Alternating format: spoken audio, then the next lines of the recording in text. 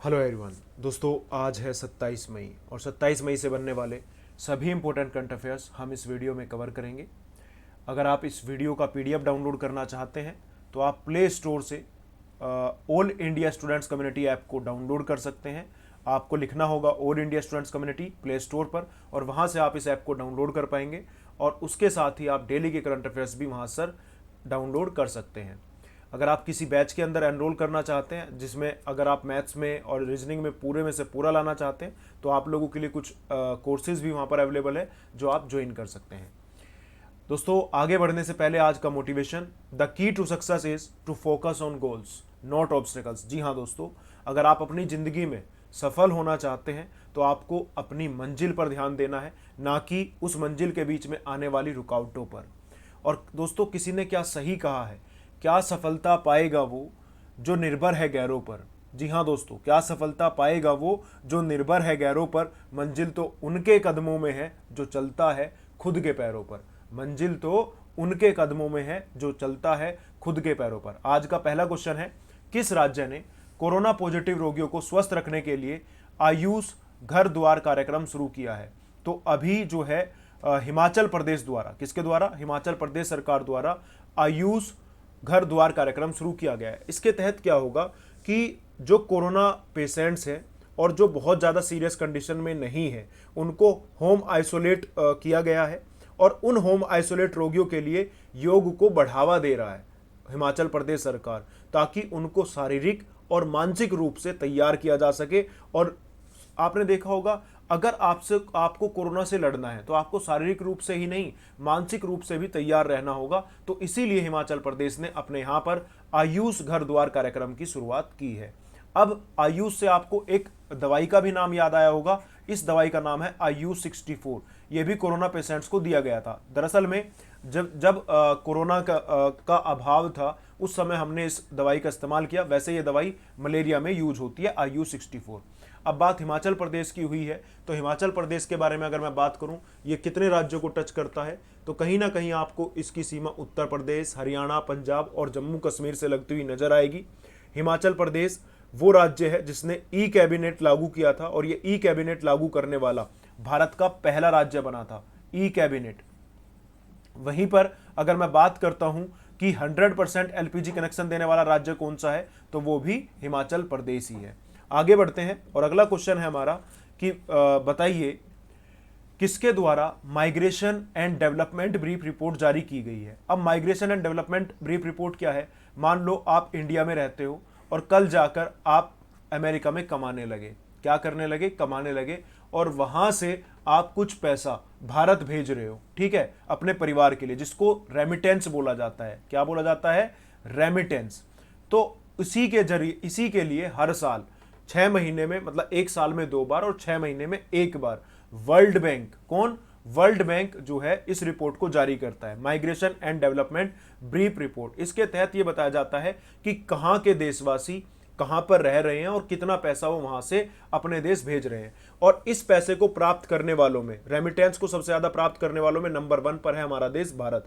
83 जो है, एक तरीके से 83 बिलियन डॉलर के आसपास जो है भारत आता है, ठीक है। वहीं पर दूसरे नंबर पर चाइना है और तीसरे नंबर पर मैक्सिको है रेमिटेंस में। मतलब समझ लो, यहाँ आपका कोई भाई वगैरह अमेरिका गया, वहाँ से वो अर्निंग कर रहा है और वो अर्निंग आप लोगों को यहाँ पर भेज रहा है। अब बात वर्ल्ड बैंक की हुई है।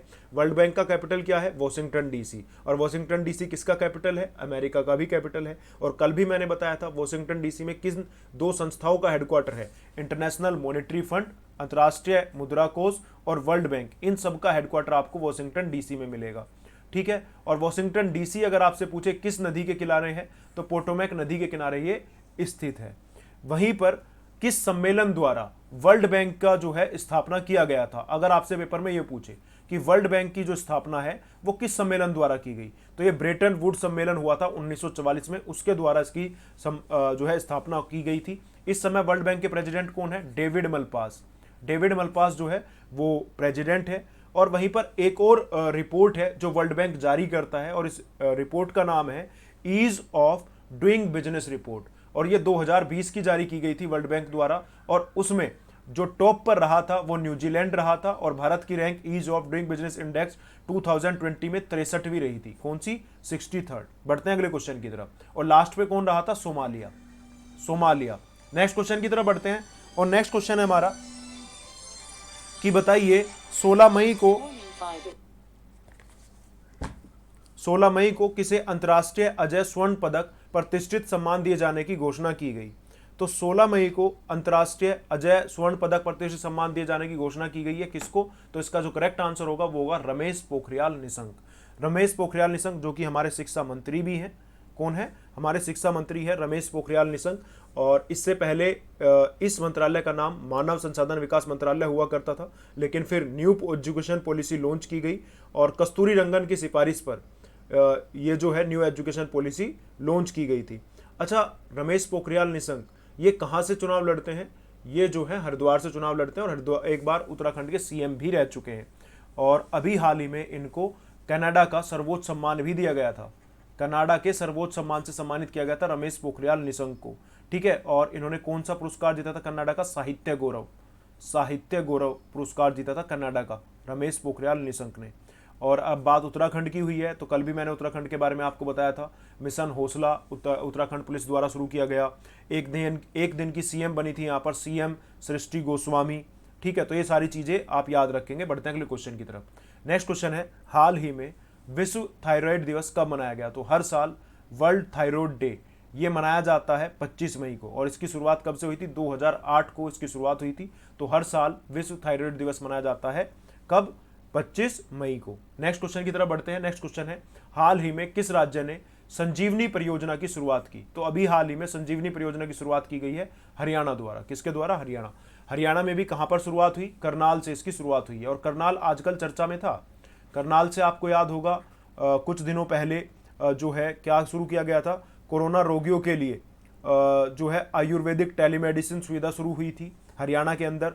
ऑक्सीजन ऑन व्हील्स पहल करनाल से ही शुरू हुई थी। ऑक्सीजन ऑन व्हील्स पहल ट्रकों में ऑक्सीजन के जरिए करनाल के हॉस्पिटल तक पहुंचाने के लिए। ठीक है, और नेशनल जो है एक तरीके से नेशनल डेयरी रिसर्च इंस्टीट्यूट ये आपको करनाल के अंदर स्थित है आपका। अब बात हरियाणा की हम कर रहे हैं। हरियाणा से आपको और भी चीज़ें याद होंगी, जैसे कालेश्वर नेशनल पार्क ये हरियाणा में है, सुल्तानपुर नेशनल पार्क ये हरियाणा में आपको मिलेगा। और अभी कोरोना रोगियों के लिए आयुर्वेदिक टेलीमेडिसिन की सुविधा हरियाणा में की गई थी। बाल गृह में आने वाले बच्चों के लिए हरियर योजना की शुरुआत हरियाणा के अंदर हुई थी। अच्छा, हरियाणा के सीएम और गवर्नर का नाम आप मुझे कमेंट करके जरूर बताइएगा। दोस्तों, अगर आपको ये वीडियो पसंद आता है तो प्लीज़ लाइक करें और अपने दोस्तों के साथ जरूर शेयर करिएगा। नेक्स्ट क्वेश्चन है, उस पर जाने से पहले एक बार हरियाणा को मैप में देख लो। देखो, हरियाणा की जो जोग्राफिकल कंडीशंस है वो भारत के अलग अलग 5 राज्यों को टच करती हुई आपको नजर आएगी। पंजाब को टच करता है, ये राजस्थान को हरियाणा यहाँ पे टच कर रहा है। यहाँ पर आप देखेंगे उत्तर प्रदेश को ये टच करता है, हिमाचल प्रदेश को ये टच करता है। और एक छोटा सा एरिया जो आप देख रहे हैं, जो मैंने अभी ब्लू किया है, यहाँ पर ये एरिया उत्तराखंड को टच करता है। किसको? उत्तराखंड को। और एक यूनियन टेरिटरी भी है दिल्ली। तो 5 राज्य और एक यूनियन टेरिटरी को टच करता है हरियाणा। बढ़ते हैं अगले क्वेश्चन की तरफ। नेक्स्ट क्वेश्चन है, इंडिया बायोडाइवर्सिटी अवार्ड 2021 से किसको सम्मानित किया गया? तो अभी हाल ही में सबसे पहले तो सवाल बनता है कि बायोडाइवर्सिटी डे मनाया कब जाता है? तो हर साल 22 मई को। कब? हर साल 22 मई को बायोडाइवर्सिटी डे मनाया जाता है। ठीक है, इसका थीम क्या था इस बार? We are part of solution. We are part of solution ये था थीम। 22 मई को मनाए गए बायोडाइवर्सिटी डे का जो है थीम था। और इंडिया बायोसिटी अवार्ड 2021 जो कि 22 मई को ही दिए गए, इससे सम्मानित किया गया साजी एनएम को। साजी एनएम कौन है? ये केरला के हैं और इनको ट्यूबर मैन ऑफ केरला भी बोला जाता है। Tuber man of Kerala. बहुत सारी किस्म की अदरक, कम से कम 100 से ज़्यादा किस्म की ये खेती करते हैं अलग अलग, तो इसलिए उनकी नस्ल को बचाने के लिए इनको ट्यूबर मैन ऑफ केरला बोला जाता है, साजी एनएम को। वहीं पर sustainable use of biological resource category के अंदर ये अवार्ड किसने जीता? कृषि अवाम पारिस्थितिकी संगठन ने। ठीक है, एक sustainable use of biological resource category भी है और उसमें यह अवार्ड जीता है कृषि अवाम पारिस्थितिकी संगठन ने। और पर्सनली एक तरीके से किसी व्यक्ति को दिया गया है तो वो साजी एनएम है। यहीं पर आप दूसरा ऑप्शन देख रहे हैं, सस्मिता लंका। एशिया का पर्यावरण जो है पर्यावरण परिवर्तन पुरस्कार जीता है सुस्मिता लंका ने। ठीक है, शकुंतला थिलस्टेड वर्ल्ड फूड प्राइज 2021 जीत लिया इन्होंने। वर्ल्ड फूड प्राइज 2021 किसने? शकुंतला थिल्स्ट्रेड ने। बढ़ते हैं अगले क्वेश्चन की तरफ। नेक्स्ट क्वेश्चन है, हाल ही में अंतर्राष्ट्रीय डबलिन साहित्य पुरस्कार किसने जीता? तो अभी हाल ही में अंतर्राष्ट्रीय डबलिन साहित्य पुरस्कार जीत लिया है, उनका नाम है डगलस स्टुअर्ट। क्या नाम है? Douglas Stuart. और इनका नाम है वलेरिया लुसेली। वलेरिया लुसेली ने जीता है अंतर्राष्ट्रीय डबलिन साहित्य पुरस्कार। और किस बुक के लिए? Last children archives. Last children archives book के लिए जीता है। वहीं पर अगर मैं मारिके लुकास रिजनेवेल्ट की बात करता हूं, तो मारिके लुकास रिजनेवेल्ट ने the discomfort of the evening के लिए इंटरनेशनल बुकर प्राइज जीता था, इंटरनेशनल बुकर प्राइज। और वहीं पर अगर मैं डगलस स्टुअर्ट की बात करता हूं, तो डगलस स्टुअर्ट ने जो है एक बुक था इनका जिसका नाम था सूगी बेन, सूगी बेन, और इसके लिए इन्होंने जीता था मैन बुकर प्राइज। क्या जीता था? Man Booker Prize. बढ़ते अगले क्वेश्चन की तरफ। नेक्स्ट क्वेश्चन है, कूनो नेशनल पार्क कहां पर स्थित है? दोस्तों कूनो नेशनल पार्क ये मध्य प्रदेश के अंदर स्थित है, और अभी ये चर्चा में था क्योंकि अफ्रीका से 10 चीते यहां पर लाए गए हैं। ठीक है, अब 1952 में जो एक तरीके से भारत में चीतों को लुप्त प्राय की लिस्ट में डाल दिया था, और अब 10 चीते जो है लाए गए हैं अफ्रीका से कूनो नेशनल पार्क में, जो कि मध्य प्रदेश के अंदर स्थित है। अब बात करें मध्य प्रदेश की, तो मध्य प्रदेश के अंदर आपको कान्हा नेशनल पार्क मिलेगा, Panna national park, Pench national park, Van Vihar national park, Sanjay national park और बांधवगढ़ नेशनल पार्क भी आपको जो है ये यहीं पर मिलेगा मध्य प्रदेश में। और बांधवगढ़ नेशनल पार्क में ही क्या हुआ था? हॉट एयर बैलून सफारी का आयोजन किया गया था, और ये पहला ऐसा जो है नेशनल पार्क बना था जहां पर हॉट एयर बैलून सफारी का आयोजन किया गया। नेक्स्ट क्वेश्चन है, एशिया कप को कब तक के लिए स्थगित कर दिया गया है? तो दोस्तों 2018 के बाद अब तक एशिया कप नहीं हुआ है। इसका संबंध क्रिकेट से है। पहले ये 2020 में होना था पाकिस्तान में, लेकिन कोरोना के चलते इसको स्थगित किया गया। फिर 2021 में इसको आयोजन किया जाना था श्रीलंका में, उसको भी स्थगित कर दिया गया, और अब इसका जो आयोजन है वो 2023 में श्रीलंका के अंदर ही होगा। अच्छा, 2018 का कहाँ पर हुआ था? यूनाइटेड अरब एमिरेट्स में, और इसको जीता किसने था? भारत ने। भारत ने इसको जीत लिया था। ठीक है, आगे बढ़ते हैं कि बताओ डूरंड कप, इसका संबंध किससे है? डूरंड, ये सवाल पेपर में बहुत मिलेगा आपको। इसका संबंध फुटबॉल से है। किसके है? फुटबॉल से है डूरंड कप का संबंध। और अगर मैं बात करता हूं ऊबर और थॉमस, ऊबर और थॉमस ये पेपर में बहुत पूछे जाते हैं, इनका संबंध बैडमिंटन से है। अच्छा, कमेंट करके बताओ सिल्वर गर्ल किसको बोला जाता है? सिल्वर गर्ल, क्या आप मुझे कमेंट करके बता सकते हैं सिल्वर गर्ल किसको बोला जाता है? जल्दी से कमेंट करके बताइएगा। और एशिया कप साल में कितनी बार होता है? 2 साल में एक बार, 2 साल में एक बार। तो दोस्तों ये थे आज के हमारे सभी इंपॉर्टेंट करंट अफेयर्स। अगर आपको ये वीडियो पसंद आया हो तो प्लीज़ लाइक करिएगा, दोस्तों के साथ शेयर करिएगा। आप इसका पीडीएफ भी डाउनलोड कर सकते हैं, उसके लिए आप all India students community app download कर लीजिएगा। आज का सवाल आप लोगों से है कि बताइए, कमेंट करके बताइएगा कि अल अक्सा मस्जिद ये कहाँ पर स्थित है? आज का क्वेश्चन ऑफ द डे। मैं वेट करूंगा, देखते हैं कितने लोग यहाँ तक पहुंचे हैं और उन्होंने जवाब क्वेश्चन सुन के जवाब देंगे। अल अक्सा मस्जिद, इसका संबंध किस देश से है? कमेंट करके बताओ। और ये क्यों चर्चा में था? क्या आप मुझे 2 मिनट का समय निकाल कर बता सकते हैं? कमेंट करिएगा। Thank you. और पसंद आई हो तो वीडियो लाइक करिएगा, दोस्तों के साथ शेयर करिएगा, और अगर चैनल पर नए हैं तो चैनल को जरूर सब्सक्राइब कर लें और बेल आइकन दबाइएगा ताकि आपको उसके तुरंत अपडेट्स मिलते रहे। Thank you. जय हिंद, जय Bharat, take care, love you all, bye bye. ध्यान रखिए, खुश रहिएगा।